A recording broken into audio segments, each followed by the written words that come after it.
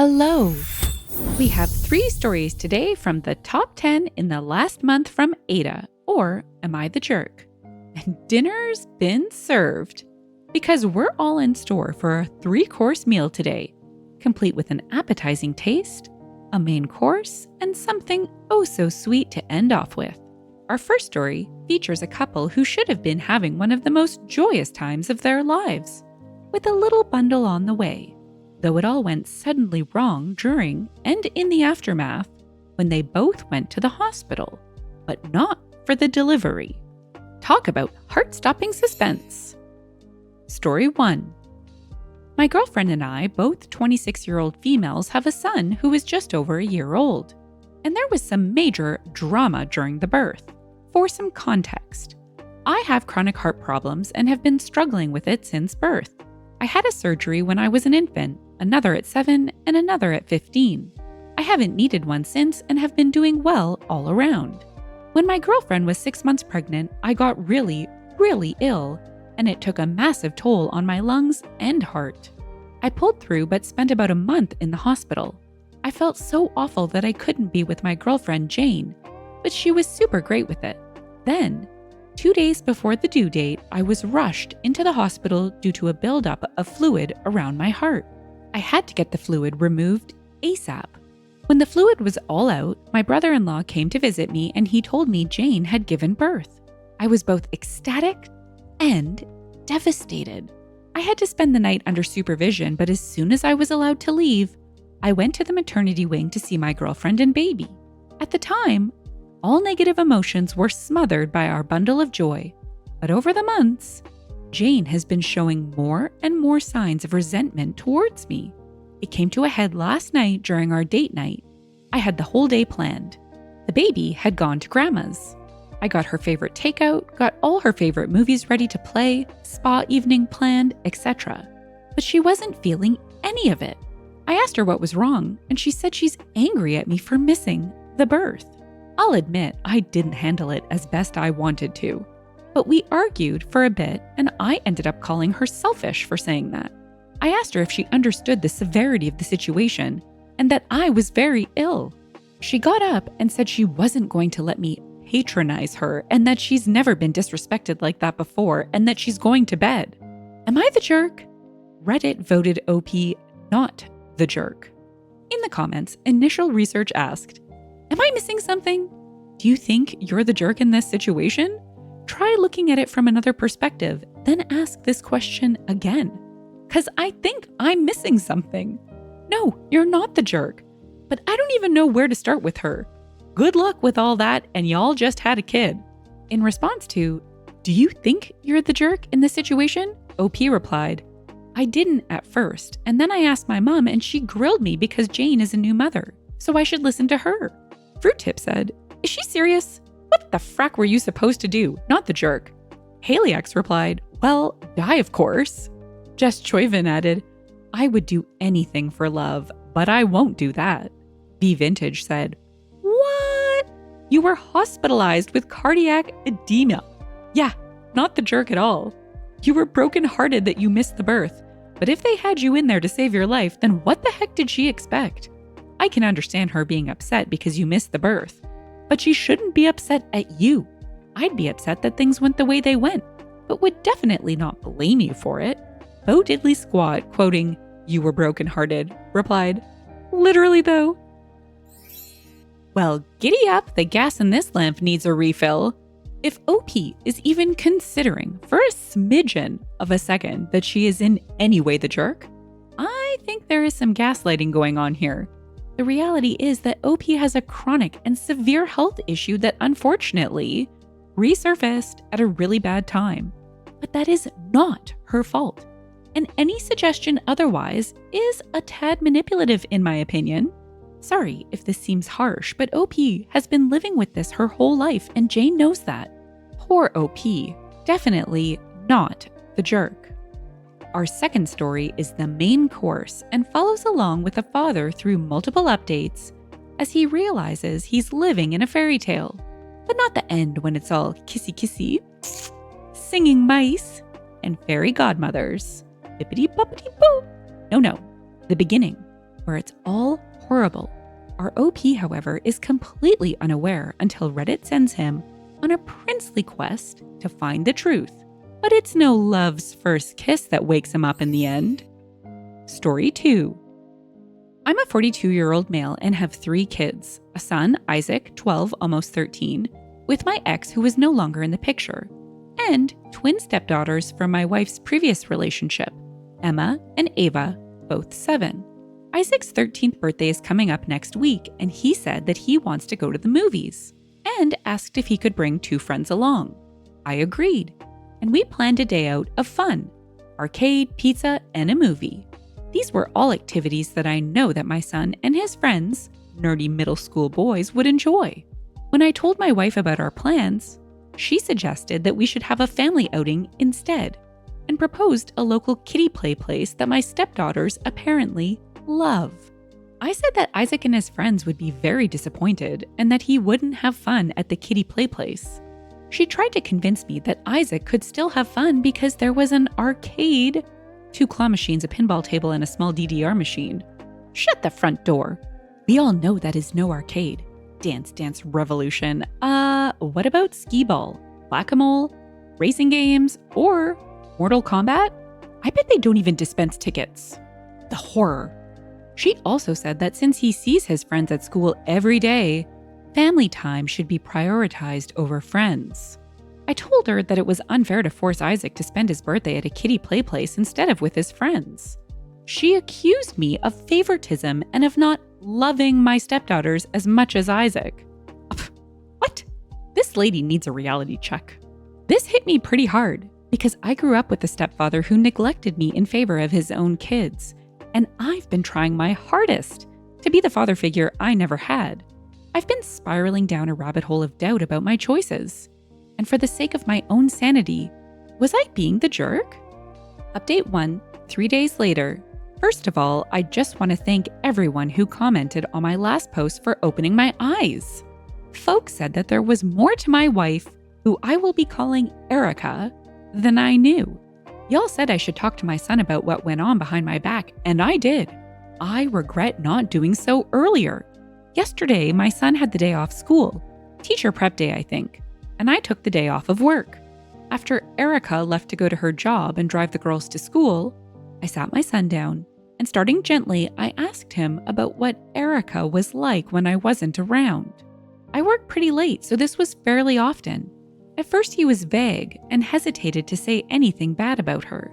This set me on high alert, as it reminded me vividly of a similar conversation from my own childhood, and I assured him that he could be truthful with me.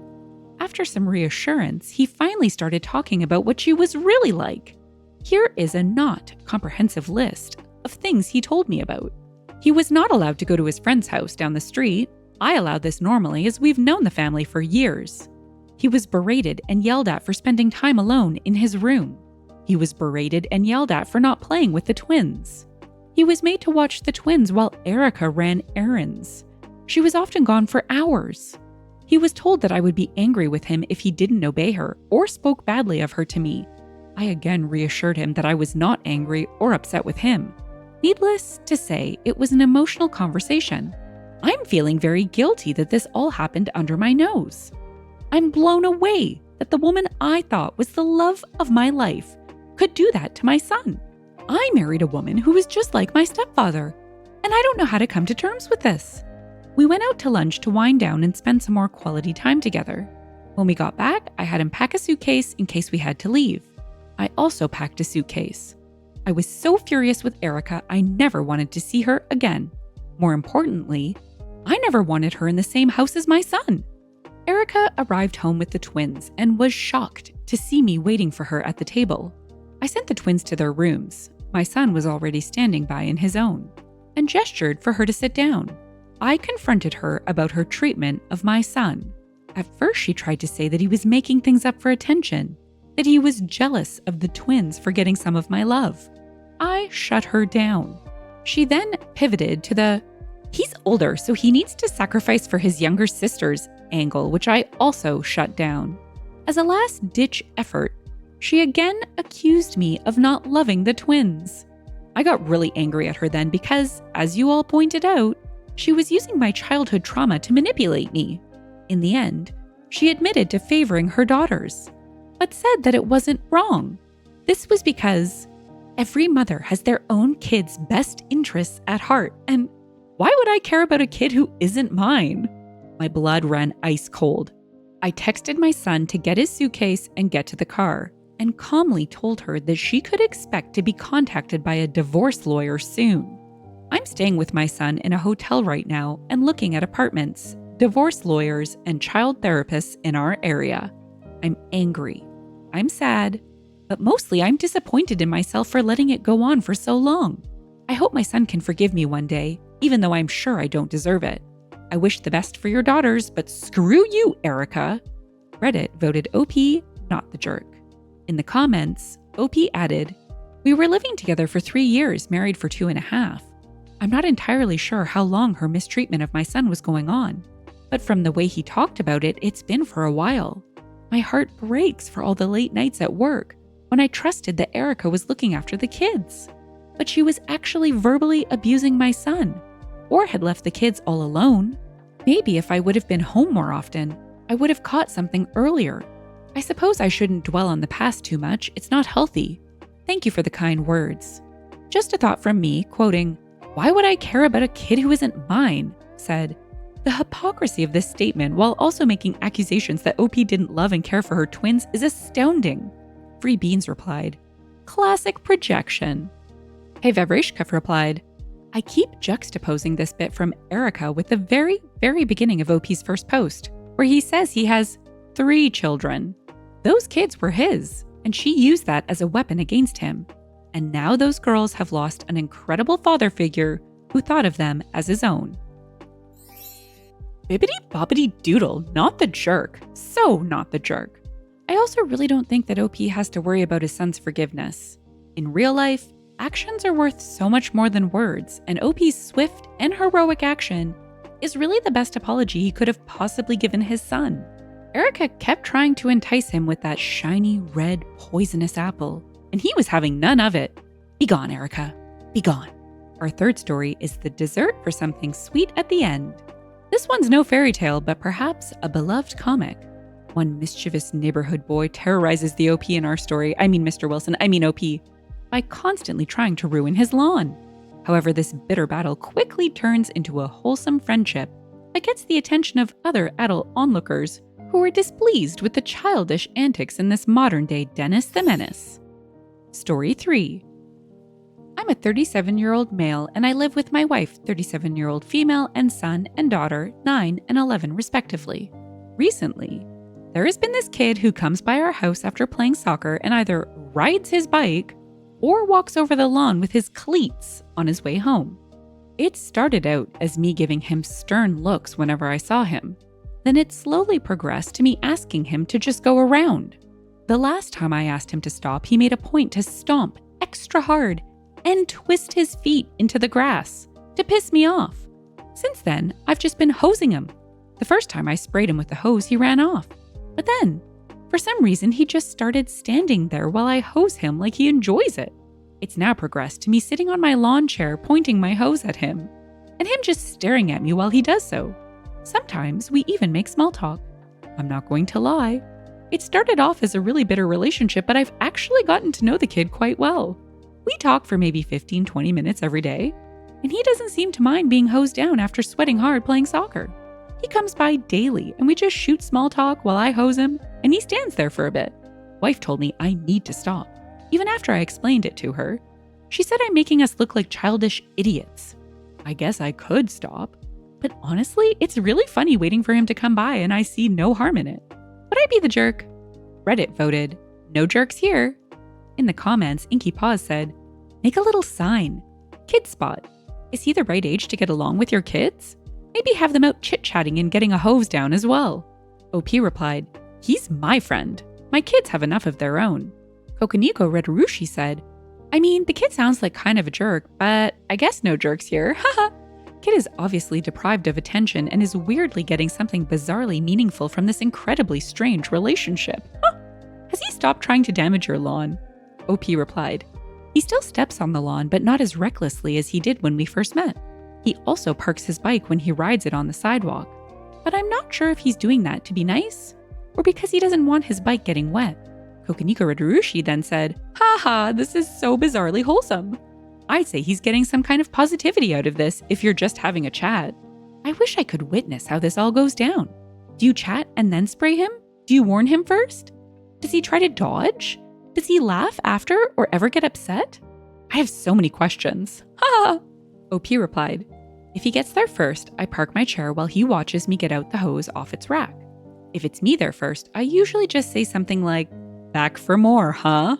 Haha. Dragon Celica added, "This is hilariously wholesome. How long has this been going on, and how old is the kid?" OP replied, "He's a relatively smaller kid. He looks like he could be my daughter's age, but I personally think he's maybe like 13 or 14. This has been going on for a couple of weeks now." I, too, have so many questions. What would this kid's parents say if they found out that their little Dennis befriended a Mr. Wilson? Do they appreciate that their kid now comes home clean, having practically gone through a car wash? I mean, this must really improve their laundry situation. OP's wife is clearly focused on what the neighbors think, which I really wonder. That could be its very own story. Yes, that is exactly what we need. We need to hear about this from an onlooker's perspective. And that's it for today. Until next time, shine bright, Starlight. If you've enjoyed the story and would like to hear more, consider liking, subscribing, and leaving a comment. Thanks, and bye for now.